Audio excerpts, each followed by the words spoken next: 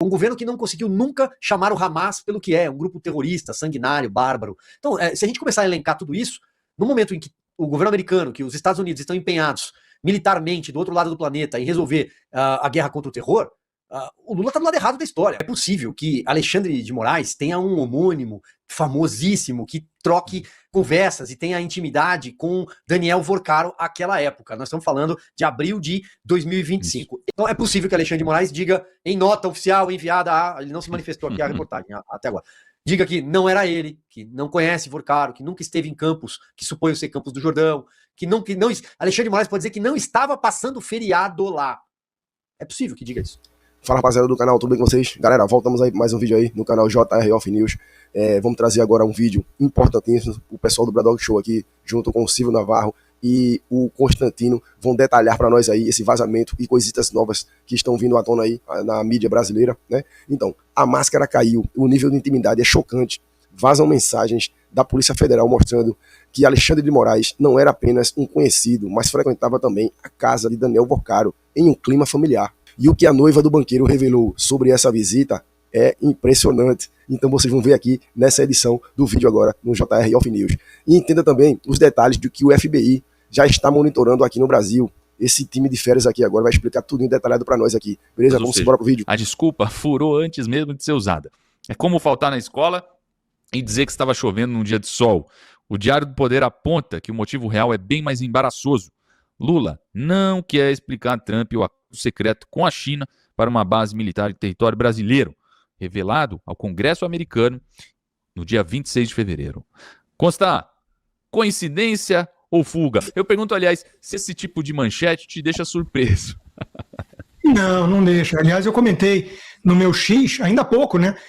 Com base numa publicação do próprio presidente Lula, né? Disse: conversei por telefone com o presidente do governo da Espanha. Aceitei convite para realizar uma visita bilateral à Espanha no próximo dia 17 de abril, então esse, pelo visto, vai sair antes, né, do encontro com o Trump, e confirmei a participação na 4ª reunião de alto nível da iniciativa em defesa da democracia, quando essa turma, que defende Maduro, Cuba, Nicarágua, China e Rússia, fala em defesa da democracia, né, a gente já sabe. Vamos lembrar como é que está o clima da Espanha com o Trump. A Espanha está impedindo os Estados Unidos de usarem suas bases ali, né? E o presidente Sánchez já partiu para cima do Trump e o Trump já reagiu. Quer dizer, o clima está o pior possível e o Lula escreve isso hoje. Ou seja, meu comentário na postagem do Lula, né? Eu estou achando que esse encontro entre Lula e Trump será adiado ad eterno, ad infinitum, né? Quer dizer, não é que vai ser adiado para daqui a 2 meses. Pelo visto, não vai rolar. O Lula resolveu dar um all-in no eixo do mal, né? Botar todas as suas fichas no ano eleitoral nesses seus companheiros tiranos, sair em defesa do Irã, da força revolucionária do Irã, dos ayatolás xiitas, até porque ele anda perdendo muito amigo, né? Ele está chateado com o Trump, a gente precisa entender nesse sentido, né? Todos aqueles que estavam do lado do Alckmin já morreram, né? O Ahmadinejad, que o Lula se referia a ele como um irmão e vice-versa, foi para o capeta agora, né, nesses ataques americanos e israelenses, né? E o próprio Khamenei. Então, o Lula está incomodado, né, com tanto luto em tão pouco tempo. Mas isso com certeza vai azedar a relação do Brasil com os Estados Unidos, ainda mais com essas informações aí de bases chinesas, né? O Lula sempre teve uma preferência pela China. O Trump, como um presidente pragmático que tentou acenar, primeiro para a vaidade do Lula, porque vaidade é baratinho, depois, com alguma outra coisa, tirou a Magnitsky do Xande em ano eleitoral e tudo, para tentar negociar terras raras, satélite chinês, em vez da SpaceX do Elon Musk, e por aí vai, quer dizer, tentando negociar os interesses americanos, os interesses das big techs no país e tudo mais. Só que tem limite. O que o Lula está entregando de fato? Ele vai entregar para valer o que foi acordado ou estava sendo negociado? Eu acho que não. Então é questão de tempo para o Trump dar uma banana para o Lula e falar: quer saber? É ano de eleição, talvez seja o último do Lula, para continuar causando esse estrago todo. Vamos partir logo para o pau, né, e ver o que acontece. Eu, inclusive, torço para isso, porque é duro ver o Trump elogiando o Lula, ainda que seja pelos interesses americanos, é duro. Olha, a gente vai aqui entendendo o desenrolar, né? Porque as cenas aí, a questão da Trump e Lula é uma relação quase que quase que esquizofrênica, vamos falar assim, né? Em determinado momento a gente viu o Trump muito combativo, né? Depois a gente viu a retirada da Magnitsky, uma conversa num tom mais amigável. Mas claro, a gente sabe que isso é o que publicamente eles demonstram aqui. Agora, quando vai chegar a hora, né, quando os Estados Unidos vai olhar para o Brasil? Quer dizer, óbvio, a gente está vendo uma guerra aí que realmente está mexendo tá mexendo no tabuleiro global, enquanto a gente aqui fica nesse suspense, né, Navarro? Pois é, olha, acho que o Constantino já trouxe toda a visão da questão do encontro Lula-Trump e por aí vai, a preocupação com o Brasil que você descreve, Emilinho. Eu diria o seguinte: temos eleições neste ano. É evidente que Donald Trump está prestando atenção em todos os passos, no desenrolar, desde o desenrolar de escândalos como esse que estamos tratando aqui e que já tem desdobramentos mais quentes ainda, teremos ao longo deste programa, posso te garantir, com base nas manchetes que estão pulando aqui na frente, mas também ele está acompanhando as movimentações nós teremos uma eleição polarizada, então tanto de Lula da Silva quanto da direita brasileira, que tem um candidato, Flávio Bolsonaro, já apresentado, um pré-candidato. Vou utilizar o termo correto por força do calendário eleitoral. Então esse é um dado. Outro ponto aqui também que a gente precisa mencionar, sempre que a gente fala sobre a possibilidade de conversas entre Lula e o presidente dos Estados Unidos, é a posição diplomática em relação a essa guerra do outro lado do planeta, a posição diplomática brasileira. O anão diplomático, como um termo já que corre para todos os cantos, né? O Lula, o governo brasileiro sendo tratado como anão diplomático, mas é um presidente da República que considerado persona não grata por Israel, por exemplo, e o governo americano apoia, e não é de primeira hora, todas as movimentações de Israel na luta contra o terror. O governo brasileiro permitiu que 2 embarcações classificadas como terroristas, uma fragata e um porta-helicópteros, passassem pela costa brasileira e ancorassem aqui, atracassem, enfim, estavam aqui, essas 2 embarcações, em 2023, fevereiro de 2023. Iranianas, quem desembarcou, quem embarcou, que tipo de diálogo pode ter acontecido, de troca, não sabemos. Mas nós temos figuras centrais do PT e do próprio governo Lula que são e podem claramente ser chamadas de antissemitas pelas falas, pelos discursos. O próprio Lula já fez pronunciamentos que desagradaram não só a comunidade israelense, o povo judeu, mas outras autoridades olharam torto para as falas de Lula em relação a tudo isso. Um governo que não conseguiu nunca chamar o Hamas pelo que é, um grupo terrorista, sanguinário, bárbaro. Então, se a gente começar a elencar tudo isso, no momento em que o governo americano, que os Estados Unidos estão empenhados militarmente do outro lado do planeta em resolver a guerra contra o terror, o Lula está do lado errado da história. Como será que ele vai tratar tudo isso se ficar de frente a frente com o presidente americano? Como que você imagina esse encontro, Darcio? Olha, sinceramente, tudo pode acontecer. Eu tenho observado esse conflito de uma forma um pouco, como é que eu posso dizer, até com um certo receio, porque eu acho que algum erro de cálculo pode ter acontecido ali. É claro que eu ficar julgando, tem um serviço de inteligência israelense que é um dos melhores do mundo, dos Estados Unidos também, então eu não quero aqui ficar dando palpite, sendo professor de Deus. Mas é interessante esse ponto de vista, hein, Darcio? Você diria um erro de cálculo? Um erro de cálculo do próprio governo americano? No sentido de que as bases no Catar, no Bahrein, enfim, no Chipre, foram atingidas, elas atendem os navios, que são a principal força de ataque americana. A resposta foi muito rápida, isso dava conta de que a inteligência iraniana também estava trabalhando, então, no meu modo de entender, aquilo que parecia ser uma intervenção rápida está se estendendo. Existe uma tensão com a Espanha. O governo americano está querendo sancionar a Espanha porque a Espanha não está cedendo a essas bases para os Estados Unidos, ou seja, uma tensão que até então não tinha e que agora começa a ter. E o Lula viajando para a Espanha justamente nesse momento. Então a gente não sabe como que estará, vamos dizer assim, o clima para essa reunião. Talvez ela nem aconteça. Eu estou para dizer que nem vai acontecer uma reunião entre Lula e Trump nesse momento. Não tem possibilidade disso acontecer. Eu acho que enquanto essa situação não for resolvida, né, essa reunião não deve acontecer. Mas enfim, você falou que teme e está num estado receoso aí por conta dessa guerra. A minha preocupação não é com a guerra, que os Estados Unidos vai vencer a guerra, isso é indubitável, não precisa nem ficar discutindo, porque a força bélica dos Estados Unidos é a maior do planeta e uma hora se resolve o conflito com os Estados Unidos vencendo. O problema todo não é esse. Minha preocupação é com a guerra interna. Ou seja, assim como já aconteceram outras guerras e que por meio de propaganda e outras modalidades de conflito, de ataque, por meio da guerra assimétrica, os Estados Unidos podem acabar sofrendo internamente, ou seja, a oposição americana ganhar com isso, o petróleo subir, algum tipo de perda de popularidade para o Donald Trump e isso, de certo modo, enfraquecer o campo conservador no mundo, porque hoje não dá a gente avaliar essa disputa só de forma local. Então, eu me preocupo com as eleições que vêm aí, é nesse sentido que eu acho que o campo conservador no mundo deve se preocupar. É um momento delicado, né, Consta? Eu quero te puxar aqui, Consta, aí, em relação ao que está sendo divulgado aí nos Estados Unidos, né? Ontem a gente até na nossa conversa, eu questionei se a população estaria preocupada e tal, mas claro, no dia a dia fica abstrato, né, para o cidadão comum. Ele está vivendo o dia normal dele, quer dizer, olhando a notícia ali, sabe que há uma guerra, mas ainda assim é uma coisa distante. Mas eu queria a sua avaliação, Consta, baseado aí no noticiário americano. O noticiário, obviamente, dá muito mais atenção, né, que o povo médio, né, que o afegão médio americano. Né?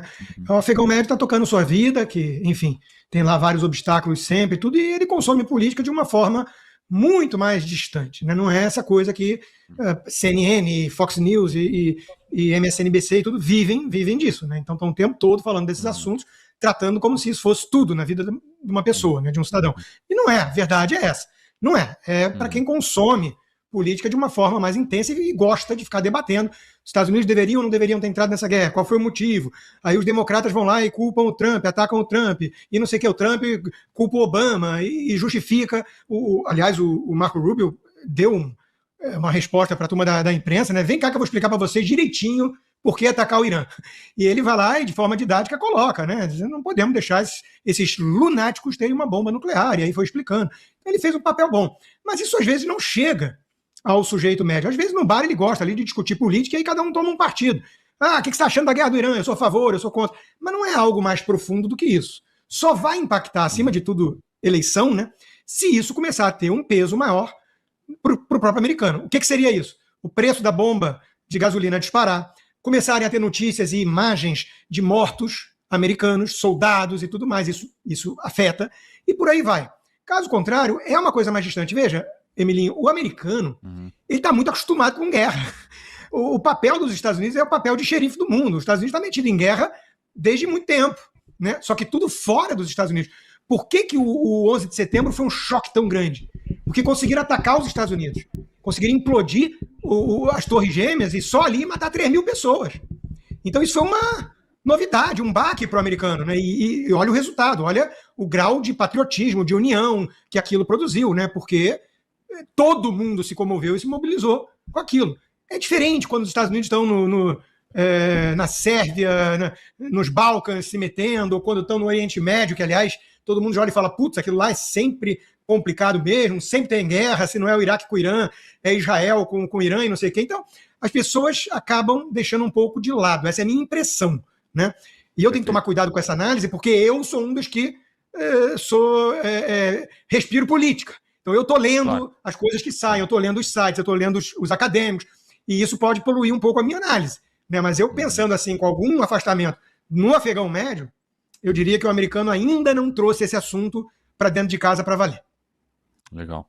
Eu tenho essa impressão também, e é isso mesmo, você trouxe muito bem aí esse afastamento. Né? A gente tem que ter, muitas vezes, essa sobriedade aí no olhar, porque a gente está no turbilhão aqui, caso Master e tal, a CPMI, quer dizer, óbvio, isso aqui, a gente está engedrado aqui no meio, né? Não quer dizer que o dono da padaria aqui está muito preocupado. Mas, ó, eu tenho informação nova, hein? Tem informação recente, aliás. O Metrópolis vem fazendo um trabalho intenso nesse caso do Master. E olha só, já temos uma exclusiva aqui, eu vou pedir para colocarem na tela. Em mensagem, Vorcaro relata encontro com, abre aspas, Alexandre Moraes. Daniel Vorcaro relatou a então noiva queria se encontrar com Alexandre Moraes durante o feriado. Eu vou puxar até a matéria aqui de forma mais profunda aqui para ver qual feriado foi esse. Mas tá aí, meu querido Silvio Navarro. vão, como você sempre fala, né? No meio do nosso programa, o furacão ele vai acontecendo, né? E vai ter mais ainda, já tô dando um spoiler aqui, porque tem outro, que não é exatamente sobre esse ponto do caso Master, mas vamos a essa matéria que é um furo jornalístico, como a gente trata no jornalismo, no informação exclusiva. Tássio Lohan. Muito bem, excelente por dar o crédito.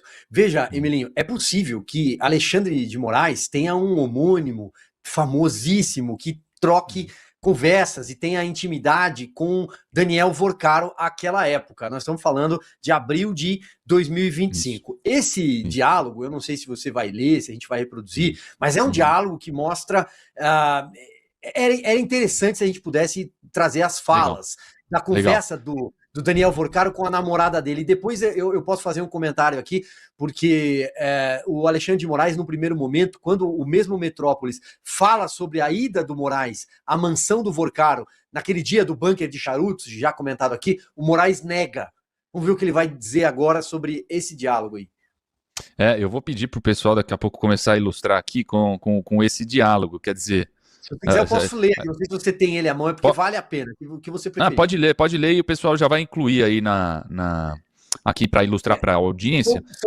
São mensagens interceptadas pela Polícia Federal, né? Portanto, a coluna teve... O jornalista teve acesso às mensagens interceptadas. Marta Graeff é a namorada do Daniel Vorcaro. Então, ele está conversando com a namorada, nesse abril de 2025. A conversa acontece às 17 horas e 22 minutos do dia 19 de abril de 2025. Não tenho de cabeça aqui o que aconteceu ali, mas é próximo ao feriado de Tiradentes. E eles se referem a Campos. Posso imaginar que se trate de Campos do Jordão, talvez, em São Paulo. Bom, a primeira frase é, na ocasião, Vorcaro encaminha... Ele manda a seguinte mensagem pelo Zap para a namorada. Tô indo encontrar Alexandre Moraes aqui perto de casa. Aí ela responde, como assim, amor? Ele está em Campos... ou ele foi para te ver? Vorcaro então responde, ele está passando feriado. A segunda menção ocorre 10 dias depois. Vorcaro afirma, às 22h48 do dia 29 de abril, a então noiva... Bom, 29 de abril nós estamos falando de uma data próxima a 1º de maio, talvez outro feriado, precisa ver ali. Mas ele fala, a noiva aqui, tô aqui em casa, e faz uma ligação de vídeo com a mulher. A chamada dura 2 minutos. Depois, ao fim da ligação, a namorada pergunta, quem era o primeiro cara? Aí Vorcaro responde, Alexandre Moraes. Morri, prossegue Marta. Ele gostou da casa, amor? Tá muito astral. Vorcaro completa. Sim, falou que é bem melhor e ele adora apartamento. Por fim, a noiva brinca. Falou pra te agradar. Que vergonha, eu tava de pijama. Olha, vou resumir aqui, acho que Constantino, Dart, você, Emilinho, vão comentar, mas... Alguém faz uma ligação de vídeo pra namorada. Ela tá de pijama. Eu tô entendendo que ela atendeu. Quem era o primeiro cara? Ou seja, gostou da casa? Tá astral. Ele gosta de apartamento. Falou pra te agradar. Isso é uma intimidade, isso é familiaridade. Ninguém conversa assim com outra pessoa que seja completamente desconhecido. Então é possível que Alexandre de Moraes diga em nota oficial enviada ele não se manifestou aqui a reportagem até agora. Diga que não era ele, que não conhece Vorcaro, que nunca esteve em Campos, que supõe ser Campos do Jordão, que não... Alexandre de Moraes pode dizer que não estava passando feriado lá. É possível que diga isso. É bem possível e bem provável, Darcio. Não era Campos dos Goitacazes, certamente. Né? Com todo respeito a Goitacazes, né, meu caro Dácio? Mas eu imagino que Alexandre de Moraes e Daniel Vorcaro não iriam a Campos dos Goitacazes no feriado. De jeito nenhum. Tá perto de mim aqui, enfim, meus irmãos cariocas, mas não foi Campos dos Goitacazes, foi Campos do Jordão. Eu achei bem interessante a intimidade, né? Tava de pijama e tal. Isso não é uma coisa, não é uma conversa que você tem com alguém que eventualmente, de forma muito protocolar, faz uma visita e por aí vai. Tem uma intimidade ali. Eu acho que esse é só o início de uma descoberta que vai chocar ainda mais os brasileiros. Como disse o Silvio Navarro, tem muito mais. É só continuar investigando, meu amigo Emilinho. Consta, para fechar, e o nível de intimidade aqui, hein? É de quem teve outras reuniões e negociou contratos gordos, né? De novo, eu volto a me referir à minha própria coluna, escrita hoje para a Revista Oeste, né, que vai sair na sexta, que eu imagino um desses encontros, pelo menos, ali na mansão do Vorkapel. Então, de novo, os caras que negociaram um contrato de 129 milhões de reais para nada, esses caras ficaram amigões. Enquanto está na expectativa de ter realmente comprado proteção, lobby, o outro pensando na mansão nova de 12 milhões ou 16 milhões que ele vai comprar em Brasília, tudo é festa. Se abraçam, falam, você não quer botar sua noiva para sair, para fazer umas comprinhas com a doutora Vivi, agora ela tá rica mais, né? Enfim, deve ter sido um clima de amizade profunda, né? Milhões e milhões de motivos para eles estarem sorrindo de um lado e do outro tranquilo, também rindo de alívio, né? Do tipo, puxa, agora eu estou protegido, posso seguir adiante com os meus esquemas, que nada me acontece, ninguém me encosta o dedo. Deu ruim. Deu ruim.